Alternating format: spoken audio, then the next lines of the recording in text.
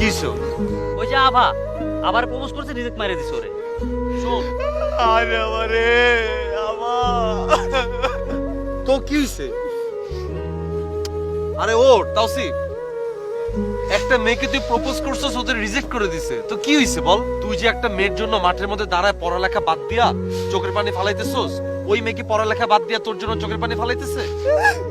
ইদিরে কত গিফট দিছি রে ভাই, ইদি গিফট দিছে কিন্তু আরে রিজেক্ট করে দিছে। আচ্ছা হইছে, বুঝলাম, তারপর চোখের পানি কোনো মেয়ের জন্য ফালানো যাবে না দোস্ত। চোখের পানি ফালাইতে হবে নিজের বাপ মায়ের জন্য, নিজের ভাই বোনের জন্য, নিজের বন্ধু বান্ধবের জন্য। হ্যাঁ তাই না? তুই একটা মেয়েকে প্রপোজ করছস, ওই মেয়ে তোকে রিজেক্ট করবে, আবার প্রপোজ করবি, আবার রিজেক্ট করবে, আবার প্রপোজ করবি, আবার রিজেক্ট করবে। এরকম করতে করতে তুই প্রপোজ করতেই থাকবি, আর ওরা তোকে রিজেক্ট করতেই থাকবে। এরকম প্রপোজ করতে করতে রিজেক্ট খাইতে খাইতে এমন একটা দিন আসবে যেদিন দেখবি একটা মেয়ে আচমকা তোকে প্রপোজ করে বসছে, তখন তুই কি করবি?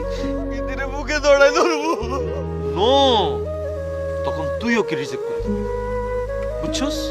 তুই অনেক প্রপোজ পাবি, রিজেক্ট, প্রপোজ করবে রিজেক্ট, প্রপোজ করবে রিজেক্ট, আবার প্রপোজ করবে, তুই বলবি নো, নো ওয়ে, আমার পক্ষে পসিবল না, বুঝছস? এই নে ধর ফুটো খা, বাসায় গিয়ে পড়তে বই, যা যা, গুড বয়, যাও পড়তে বসো, যাও।